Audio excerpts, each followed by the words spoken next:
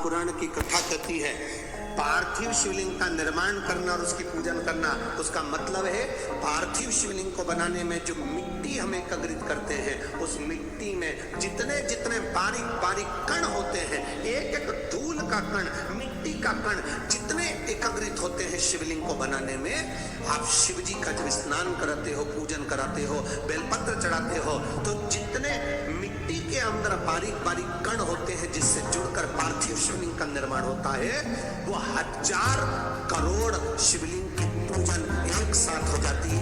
एक बार में उतना फल हमारे खाते में चलेगा, उतना।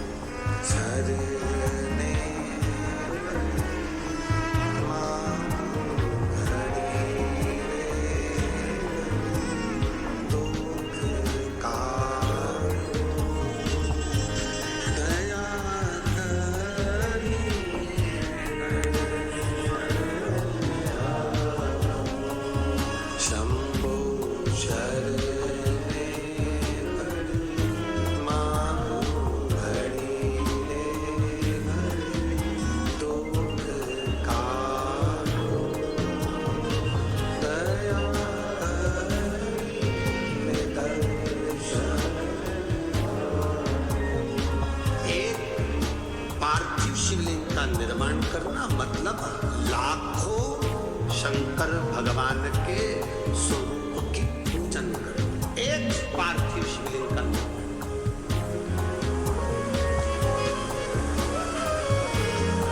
आप में से कितने लोग हैं जो महीने में, 2 महीने में, 6 महीने में एक बार पार्थिव बनाते हैं? उठाओ जरा हाथ। एक आध बार पार्थिव बनाते हो? सच मत करो। आज अमरावती की इस पवित्र धारा से एक संकल्प ले लो कि महीने में, जो हर महीने शिवरात्रि आती है, मैं महीने की हर महीने जो शिवरात्रि आती है, उस शिवरात्रि पर अपने गमले में, घर में जो मिट्टी हो, गमले में मिट्टी हो, पेड़ पौधे की जो मिट्टी हो, अपने गमले की ही मिट्टी को वहीं पर ऊपर उठाकर उसी गमले के अंदर शिवलिंग बनाकर वहीं पर पूजन कर वहीं पर उसका विसर्जन कर दूंगी। उसका भी जो पुण्य है उतना ही मिलेगा जितना पार्थिव शिवलिंग के पूजन। कोई नियम बना लो कि 1 महीने में एक बार मुझे पार्थिव बनाना। कोई नियम बना लो मैं 3 महीने में एक बार पार्थिव बनाऊंगा। कोई नियम बनाओ कि मैं 6 महीने में एक बार पार्थिव बनाऊं। कोई नियम बना लो कि मैं साल भर में एक बार, जो सावन के महीने में शिवरात्रि आती है, जैसा आप लोग सब ऑनलाइन बनाते ही हो, पार्थिव का निर्माण करो। एक संकल्प अपने भीतर।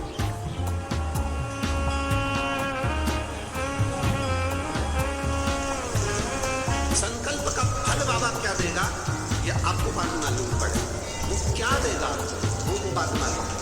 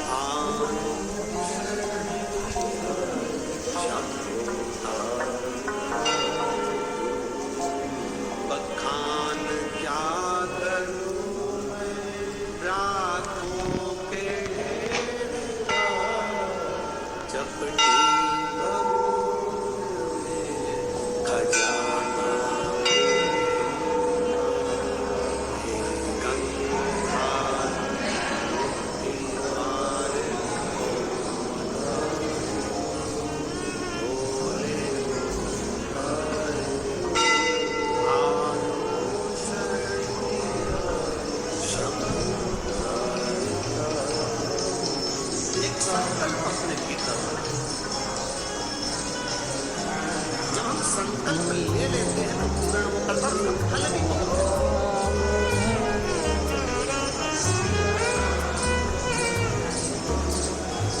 अगर ये संकल्प नहीं ले सकते तो दूसरा संकल्प लो। महीने में एक बार बेलपत्री के वृक्ष के नीचे जाऊंगी और बेलपत्री के वृक्ष के नीचे जल चढ़ाकर आऊंगी, जिससे बेलपत्र के वृक्ष की छांव मेरे मस्तक पर पड़े। कहते हैं एक बेलपत्र के वृक्ष में 33 कोटि देवी देवताओं का निवास होता है। जब एक बेलपत्र के वृक्ष के नीचे हम जाते हैं तो ये समझ लें कि 33 कोटि देवी देवताओं की छत्र छाया में हम पहुंच गए। 33 कोटि देवी देवताओं की छत्र छाया में हम पहुंचे। ये भाव अपने भीतर प्रकट करो।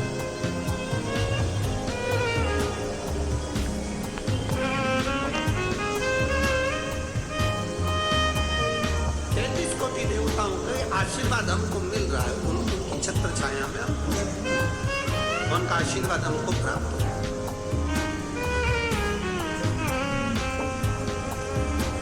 एक संकल्प अपने भीतर होना चाहिए। इंदुमती का संकल्प था शिवलिंग का निर्माण करना, पूजन करना, और उस शिवलिंग को जब तक वो विसर्जन नहीं कर देती तब तक वो बोलती नहीं, खाती नहीं, पीती नहीं।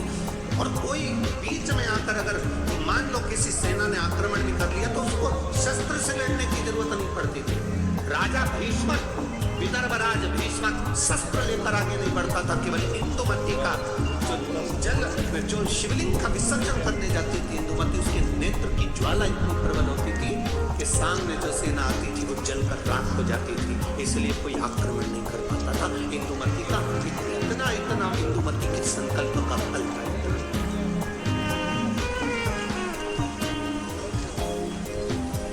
सहज शंकर भगवान की भक्ति करना, शिव नाम लेना, राम नाम लेना, कृष्ण नाम लेना, भगवान की भक्ति को धारण करना, दत्त नाम लेना कोई साधारण है? आप जिस भाव से भगवान की भक्ति कर रहे हैं वो भगवान की भक्ति भगवान स्वीकार करते हैं।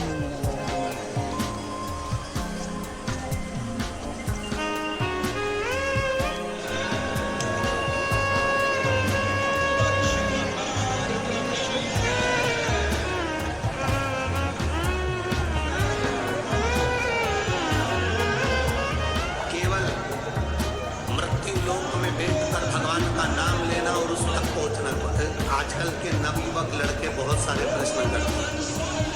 नवयुवक लड़कों को जान दो, बहुत सारे ऐसे भी आते हैं मीडिया में भी कि ऐसे प्रश्न करते हैं कि आपको लगता है अपने को कि क्या प्रश्न करते हैं। अभी यहाँ कथा की दुनिया में तो एक मीडिया वाले ने प्रश्न किया कि आप लोग सनातन धर्म की ध्वजा लेकर आगे चलते हो, कहते हो दिया लगाओ, अगरबत्ती लगाओ, भगवान की पूजन करो, मंदिर जाओ, एक लोटा जल चढ़ाओ, भगवान शंकर का नाम लो।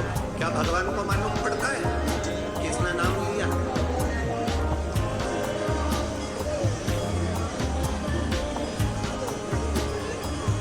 क्या उसको प्राप्त होता है? हमने धूलिया की कथा में एक बात कही थी कि आपके यहाँ केले का पेड़ लगा, ठीक है? अरे बोलो तो जब ठीक है, केले के पेड़ को पानी देना है, इसमें केला लगाना है, तो एक एक पत्ती को पकड़कर पानी दोगे क्या? पानी कहाँ दोगे?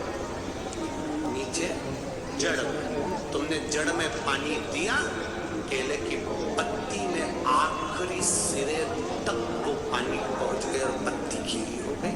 एक एक फल में वो पानी पहुंच गया, उसके तने में पानी पहुंच गया, केले की एक एक पत्ती में पानी पहुंच गया, उसकी जड़ में पानी दिया और वो ऊपर तक पहुंच जाता है। उसी तरह जब हम नीचे देवादिदेव महादेव को मृत्यु लोक में जब जल चढ़ाते हैं तो वो 33 कोटि देवताओं तक पहुंच जाता है। एक एक पत्ती को हम पानी नहीं देंगे।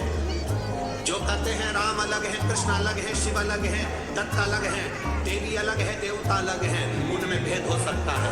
और शिव महापुराण की कथा कभी भेद करना नहीं सिखाती। शिव महापुराण की कथा कहती है शंकर भगवान के शिवलिंग पर जो जल चढ़ाते हो वो जल एक केवल देवती या महादेव को नहीं मिलता, वो जल सारे 33 कोटि देवी देवताओं को प्राप्त होता है। ब्रह्मा विष्णु महेश तीनों उस शिवलिंग के अंतर्गत विराजमान है। माता पार्वती उस शिवलिंग के अंतर्गत विराजमान है। स्वयं गणेश कार्तिकेय वही विराजमान है। अशोक सुंदरी वही विराजमान है। जया विशाला सामने वाली गौतमी देव शंकर भगवान की 5 लड़कियां भी वहीं पर विराजमान है। और जहां से जल